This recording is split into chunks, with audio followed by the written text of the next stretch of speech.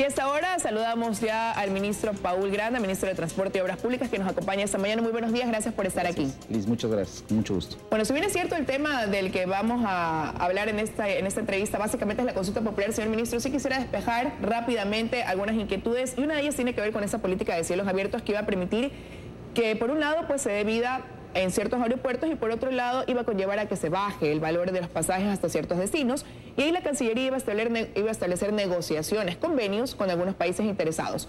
¿Qué avance ha habido en este tema? Bueno, primero aclarar que esta política de cielos abiertos, que se ha establecido además a través de un decreto ejecutivo del presidente de la República, digamos, es una especie de marco de contexto, es decir, nos permite generar mejores condiciones de conectividad desde y hacia el Ecuador con el mundo, y obviamente se tiene que aterrizar con convenios internacionales ya de carácter bilateral que efectivamente permite esa conectividad. Esto, al ser un marco contextual, además nos permite aplicar una serie de políticas de incentivos que ya se están desarrollando en el Ecuador.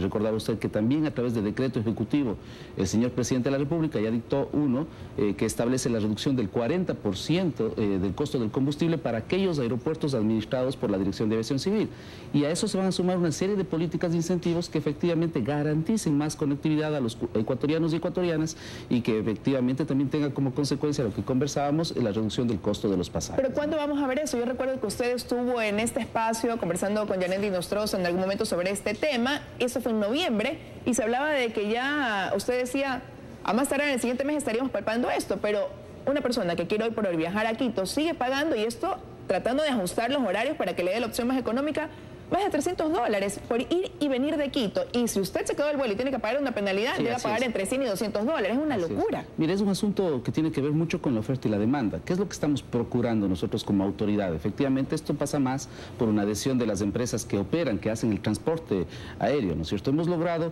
que líneas aéreas, por ejemplo, incrementen sus aviones y que presten, por ejemplo, el servicio Quito-Guayaquil, con lo cual vamos a tener más de 2.000 asientos adicionales que van a estar disponibles para los ciudadanos, lo cual tiene o debe tener como consecuencia la reducción del costo del pasaje. ¿Pero cuándo empezaremos ya a sentir ese cambio? Se tiene que empezar a sentir a partir de estas semanas, de estos meses, porque esa sobreoferta efectivamente tiene que llevarnos a tener una mayor... ¿Meses? No suena tan aliciente la respuesta, señor ministro. Si usted me dice en unas semanas, estaría bien, pero... Yo creo que se va a empezar a sentir. De hecho, entiendo yo que hay una serie de paquetes promocionales que ya las empresas aéreas están lanzando. Es decir, si uno prevé, como pasa y suele pasar esto en el mundo, si uno prevé sus viajes, puede encontrar pasajes más baratos. Pero déjeme decirle una cosa adicional.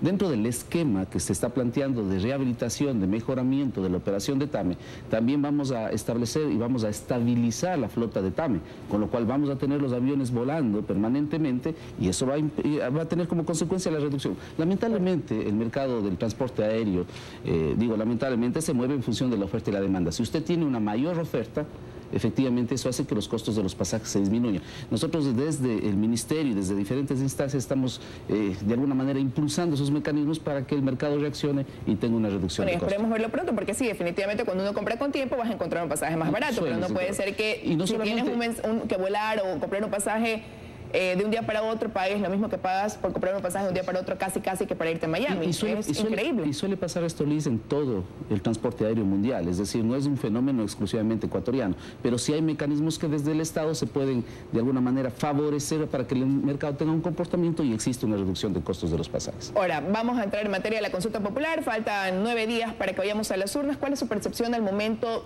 de cómo va la proyección, ¿no?, de esta consulta popular? Mire, yo creo que es bastante positiva. Es decir, yo he tenido la oportunidad de estar en varias provincias. Hasta el día de hoy hemos estado en cerca de 18 provincias recorriendo, y la percepción es positiva. La gente está optimista, ve la consulta como una oportunidad, entiende que la consulta además es un punto de partida para un Ecuador unido, para un Ecuador de consensos, de acuerdos, y sobre temas de enorme trascendencia, ¿no? Porque al hablar, por ejemplo, de temas de la corrupción, veo que la gente además no solamente percibe que es un asunto coyuntural, entiende que pronunciarse positivamente, pronunciarse por el sí, es pensar en una sociedad de ética, de principios, de valores, que yo creo que es fundamental. También hacer una apuesta a mediano y largo plazo. Por ejemplo, he visto que la gente reacciona positivamente en los temas relacionados con la reelección o con la eliminación de la reelección indefinida, es decir, que exista una sola reelección como establecía el espíritu de la Constitución de Montecristi, y que efectivamente exista un relevo permanente de las autoridades, de quienes nos dirigen. Entonces yo creo que eso es altamente positivo. Por ejemplo, respecto respecto de la imprescriptibilidad de los delitos sexuales contra niños, niñas y adolescentes. Yo diría, hay una posición mayoritaria de los ecuatorianos y ecuatorianas, es decir, proteger a nuestros niños, niñas, adolescentes implica un pronunciamiento positivo, un pronunciamiento por el sí. Hay temas en que definitivamente yo creo que, como esta pregunta en la que todos los ecuatorianos coinciden, pero sí han habido temas en donde la polémica ha surgido y que nada asegura que pueda ganar el sí, de repente puede haber un revés y ganar el no. ¿Qué pasa en el tema que usted ha mencionado, en la pregunta que tiene que ver con eliminar la figura de la reelección indefinida? ¿Qué pasa si llega a ganar el no? Eso da la posibilidad de que autoridades seccionales puedan reelegirse nuevamente, las que ahora están ocupando su cargo, pero también abre el espacio a que exmandatarios puedan también nuevamente postularse para un nuevo periodo de presidente y de ahí en adelante pues tratar de reelegirse cada vez que ellos deseen. Si ganara el no en esta pregunta, ¿tienen alguna estrategia como partido? ¿Qué va a pasar? ¿Lo han pensado, analizado? Yo creo que ya lo hemos dicho varias veces. Es decir, primero respetar la voluntad del pueblo. Lo que se está haciendo es consultar a la gente, a que la gente se pronuncie con absoluta y total libertad. Pero insisto, yo he visto incluso autoridades que de manera generosa, que de manera abierta, de manera plural, dicen sí, está bien, votemos sí, para que existan un relevo generacional, para que existan nuevos mandatarios, para que existan visiones distintas o visiones renovadas. Pero hay quienes se aferran a la posibilidad de prenderse del poder y están a favor del no. Usted lo ha dicho, es decir, hay personas que se aferran, que creen que el ejercicio del poder tiene que perennizarse en el tiempo. Digamos, esos son criterios, nosotros no los compartimos. Hay una pregunta clara que dice, vamos a la alternabilidad, hagamos que se profundice los mecanismos de participación, que profundicemos en esta democracia en el país, y yo creo que eso es positivo, pero déjeme decirle, yo veo que hay un pronunciamiento mayoritario en el Ecuador sobre el sí en esta pregunta, y yo creo que eso es positivo. Mire, yo creo que el poder excesivo siempre complejiza las relaciones humanas, y yo creo que es necesario esa alternabilidad. Ahora ya el presidente Moreno lo decía, esta consulta popular es un paso también a fortalecer esa democracia, y parte de hacer democracia es permitirle a los ecuatorianos que se puedan pronunciar, y no solamente a través de ese voto, sino ahora, por ejemplo, en la conformación del Consejo de Participación Ciudadana transitorio, de ganar también el sí en esta pregunta. Los ecuatorianos tenemos carta abierta para poder referir nombres. Por supuesto. ¿Han pensado ustedes quizás quiénes aquí en el país? Hay mucha gente que podría tener ese perfil, pero capaz, gente hay que enviar una terna. ¿Quiénes podrían ser? Mire, yo creo que sobre todo hay que pensar más que en nombres, en particular nombres y apellidos, en el perfil de lo que requerimos. Pero yo diría ir un poco más allá, es decir, si bien tenemos un consejo transitorio con la aprobación del sí, luego tendremos un proceso de selección o de designación popular de los miembros del Consejo de Participación. ¡Qué bueno! Profundicemos en la independencia del quinto poder, del Consejo de Participación. Es decir, estamos profundizando en la participación, estamos profundizando en la independencia del control social, y yo creo que eso es positivo, Liz. Yo creo que en esa pregunta también los ecuatorianos se van a pronunciar positivamente, por decir. Ahora, ya ahí el presidente dejó claro y ya se comprometió a que no estará integrado ni por amigos ni por partidarios, sino por gente realmente que tenga el perfil idóneo para ejercer y conformar este consejo que tiene a su cargo pues, unas responsabilidades de elegir a las autoridades que marcan mucha de lo que tiene que ver con el desenvolvimiento del país, ¿no? Y sobre todo con el ejercicio del control, de la participación ciudadana. Que la ciudadanía sea quien de alguna forma, de manera no indirecta, sino de manera directa, controle el ejercicio del poder público. Y el presidente Lenín lo dijo y lo ha dicho varias veces con absoluta claridad. No puede estar no pueden ser personas vinculadas con una organización política, no pueden ser los amigos, no pueden ser quienes te garanticen que el control esté manejado.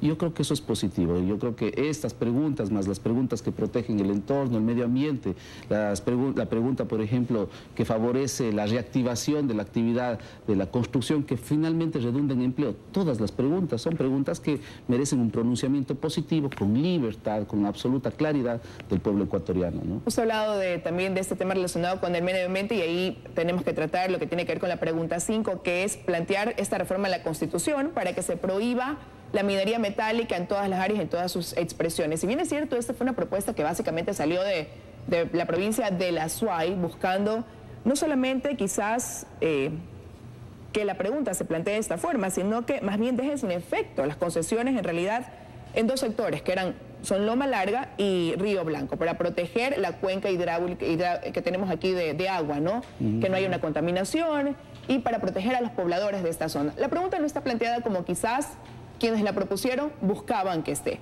¿Qué hacer como segundo paso una vez que el sí pueda darse como ganador en esta pregunta, ¿no? Sí, no ¿Cómo complementar? Digamos, hay que entender que no solamente tiene efectos constitucionales, la consulta post-constitucionales, sino que tiene efectos también de carácter legal, es decir, la aplicabilidad, la aplicación del pronunciamiento popular va a tener una serie de cuerdas que tienen que finalmente implementarse. Pero mire, yo creo que en el tema ambiental, proteger zonas intangibles creo que es una obligación. Es decir, estas zonas intangibles son zonas especiales, son zonas con características particulares que requieren de un pronunciamiento, en este caso popular, yo creo que positivo, para efectivamente precautelar nuestro medio ambiente pensando en las futuras generaciones.